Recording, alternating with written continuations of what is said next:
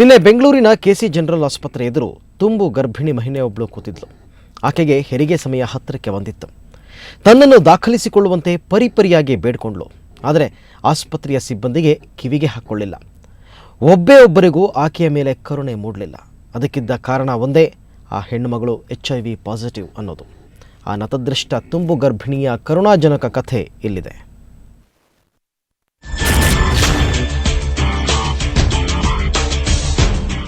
ಈಕೆ ಯಾರು, ಎಲ್ಲಿಯವಳು ಅನ್ನೋದರ ಬಗ್ಗೆ ಕುತೂಹಲ ಬೇಡ. ತುಮಕೂರು ಜಿಲ್ಲೆಯ ಸಣ್ಣ ಹಳ್ಳಿಯೊಂದರ ಬಡ ಹೆಣ್ಣು ಮಗಳು ಈಕೆ.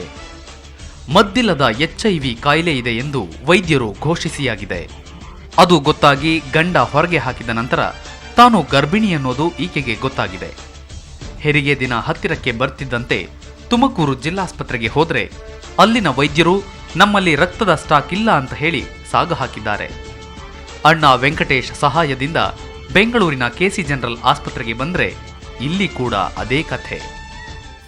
ನಮ್ಮ ತಂಗಿಗೆ HIV ಇರೋದ್ರಿಂದ ನಾವು 3 ದಿವಸದಿಂದ ಅಲಿತಾ ಇದ್ವಿ.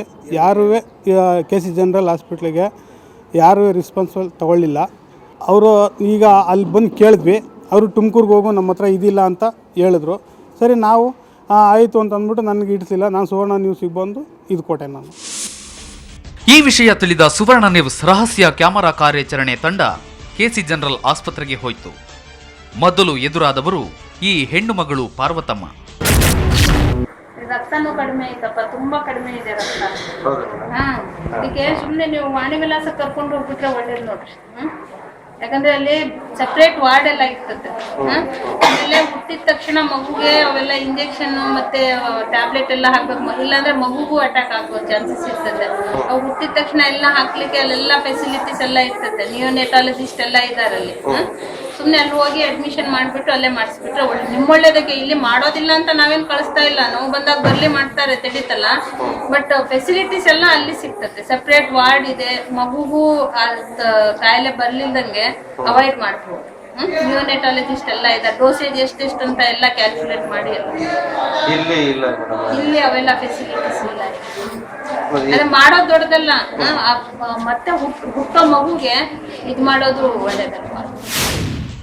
ವಾಣಿ ವಿಲಾಸ ಆಸ್ಪತ್ರೆಯಲ್ಲಿ ಮಾತ್ರ ಈಕೆಯ ಹೆರಿಗೆ ಆಗಬೇಕು ಅಂತ ಡಾಕ್ಟರ್ ಪಾರ್ವತಮ್ಮ ಹೇಳಿದ್ದನ್ನ ಕೇಳಿ ಸತ್ಯ ಅಂತಾನೆ ಅಂದ್ಕೊಂಡಿತ್ತು ನಮ್ಮ ಟೀಮ್.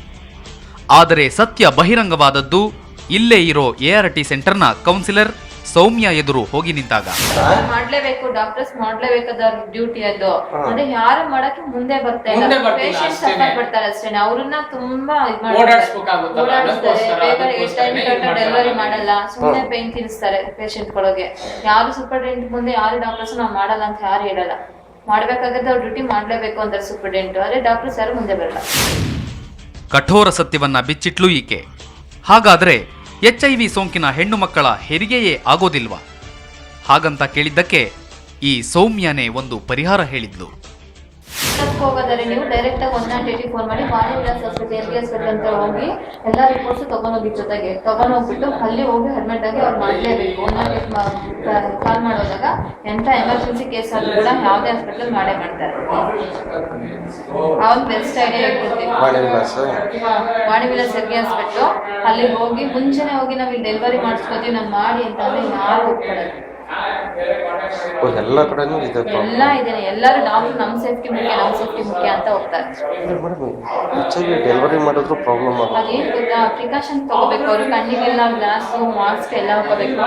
ಕೆಲವ್ರಿಗೆ HIV ಇದೆ ಅಂತ ಗೊತ್ತಿರಲ್ಲ. ಅವ್ರಿಗೆ ಅವ್ರು ಮಾಡ್ತಾ ಇರ್ತಾರೆ. ಇವಾಗ ಸಿಸೇರಿಯನ್ ಮಾಡ್ಬೇಕು, ನಾರ್ಮಲ್ ಮಾಡ್ಬೇಕು. ಅವ್ರ ಬ್ಲಡ್ ಏನಾದ್ರು ಕಣ್ಣಿಗೆ ಹೋಯ್ತು ಅಂದ್ರೆ ಅವ್ರಿಗೂ ಕೂಡ HIV ಪಾಸಿಟಿವ್ ಆಗೋ ಸಾಧ್ಯತೆ ಇರುತ್ತೆ. ಅದಕ್ಕೋಸ್ಕರ ಹೆದರ್ತಾರೆ ಇಲ್ಲ. ಈಗ ಅವ್ರ ಬಾಯಿಗೆ ಹೋಗೋದಕ್ಕೆ ಕಣ್ಣೊಳಗಡೆ ಹೋದ್ರೆ ಆತರ ನಮಗೂ ಬರೋಂತ ಚಾನ್ಸಸ್ ಇರುತ್ತೆ. ಅದಕ್ಕೋಸ್ಕರ ಅವ್ರು ಹೆದರ್ತಾರೆ. ಇದನ್ನೆಲ್ಲ ಕೇಳಿದ ಮೇಲೆ ನೇರವಾಗಿ ನಮ್ಮ ಟೀಮ್ ಹೋಗಿದ್ದು ಇನ್ಚಾರ್ಜ್ ಸೂಪರಿಂಟೆಂಡೆಂಟ್ ಆಗಿರೋ ವಿಮಲಾ ಪಾಟೀಲ್ರ ಎದುರಿಗೆ. ಒಂದು ಸಮಾಧಾನ ಅಂದ್ರೆ ಇವರು ಮಾನವೀಯತೆಯಿಂದ ವರ್ತಿಸಿದ್ರು. HIV ಸೋಂಕಿತ ಗರ್ಭಿಣಿಗೆ ಹೆರಿಗೆ ಮಾಡಲು ನಿರಾಕರಿಸಿದವರನ್ನ ಕುಳಿತಲ್ಲಿಗೆ ಕರೆಸಿಕೊಂಡ್ರು. ಡೆಲಿವರಿಗೆ ಇಲ್ಲಿ ಡಾಕ್ಟರ್ಸ್ ಯಾರು ಒಪ್ಪಲ್ಲ. ಇಲ್ಲ ಹೋಗ್ತಾರೆ, ಯಾರು ಆತರ ಮಾಡಲ್ಲ. ನೀವು ಯಾವಾಗ ನೋವು ಬರುತ್ತೆ ಅಲ್ಲಿ ಹೋಗಿ ಡ್ಯೂಟಿ ಡಾಕ್ಟರ್ ಇರ್ತಾರೆ, ತೋರಿಸ್ಕೊಳ್ಳಿ, ಅವ್ರು ಅಟೆಂಡ್ ಮಾಡ್ತಾರೆ. ಯಾರು ಇಲ್ಲ ಅಂತಂದ್ರೆ ನಾನು ಬಂದು ಹೇಳಿ. ಮೇಡಮ್ ಅಟ್ಲೀಸ್ಟ್ ಮಾಡ್ಕೊಂತೀರ ನಾನು. ನಾನು ಹೇಳ್ತೀನಿ ರೀ, ಅವ್ರು ನೋಡ್ತಾರೆ. ಒಂದು ನಿಮಿಷ ಯೋಚನೆ ಮಾಡಿ ಯಾರು ಹೇಳಿದಾಗ ನಾನು ಕರಿತೀನಿ ಫಸ್ಟು. ಹ್ಞೂ. ಇನ್ಚಾರ್ಜ್ ಸೂಪರಿಂಟೆಂಡೆಂಟ್ ಕರೆದು ಹೇಳಿದ ನಂತರ ಕೂಡ ಈ ಹೆಣ್ಣು ಮಗಳಿಗೆ ಹೆರಿಗೆ ಮಾಡಲು ನಿರಾಕರಿಸಿದರು ಡಾಕ್ಟರ್ ಪಾರ್ವತಮ್ಮ. ನಂದು ಒಬ್ಬಳದೇ ಅಲ್ಲ ಇವತ್ತು ಒಪ್ಪಿಡಿ ಇರೋದು, ಎಲ್ಲರೂ ರೆಫ್ಯೂಸ್ ಮಾಡಿದ್ದಾರೆ ಮೇಡಮ್. ಅಲ್ಲಿಂದ ಅಲ್ಲಿ ಕಳಿಸಿದ್ದಾರೆ. ಅದಕ್ಕೆ ಮೇಡಮ್ ನೀವು ಟ್ರೀಟ್ಮೆಂಟ್ ತಗೋತೀನಿ. ಕೊನೆಗೆ ಡಾಕ್ಟರ್ ವಿಮಲಾ ಪಾಟೀಲ್ ತಾವೇ ಹೆರಿಗೆ ಮಾಡಲು ಮುಂದಾದರು. ಅಷ್ಟೊತ್ತಿಗೆ ಈಕೆಗೆ ಹೆರಿಗೆ ನೋವು ಶುರುವಾಗಿತ್ತು.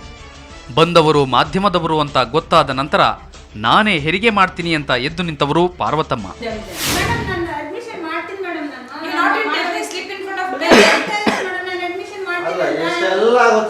ಇಲ್ಲ ಓಪನ್ ಸೀಕ್ರೆಟ್ ಇದೆ ಮೇಡಮ್ ಇದು. ಅದಕ್ಕೆ ಈ ಒಂದು telling yesterday somebody else refused.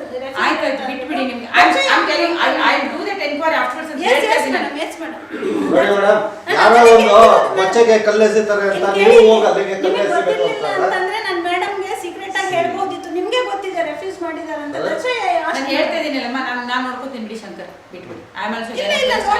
ಈಕೆಯನ್ನ ಹೆರಿಗೆ ವಾರ್ಡ್ಗೆ ಸೇರಿಸಿ ನಮ್ಮ ಟೀಮ್ ವಾಪಸ್ ಬಂತು. ನಂತರ 2 ಗಂಟೆಗಳಲ್ಲಿ ಈಕೆ ಹೆಣ್ಣು ಮಗುವಿಗೆ ಜನ್ಮ ಕೊಟ್ಟಳೆಂಬ ಸುದ್ದಿ ಬಂತು. ಇಡೀ ಕಥೆಗೆ ಸುಖಾಂತ್ಯ.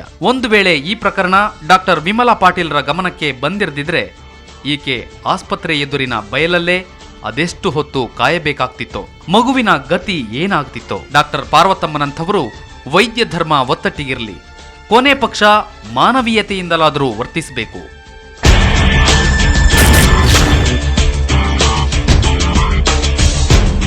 ಜೈಶಂಕರ್ ಜೊತೆ Ashwath S N, crime bureau, Suvarna news 24/7.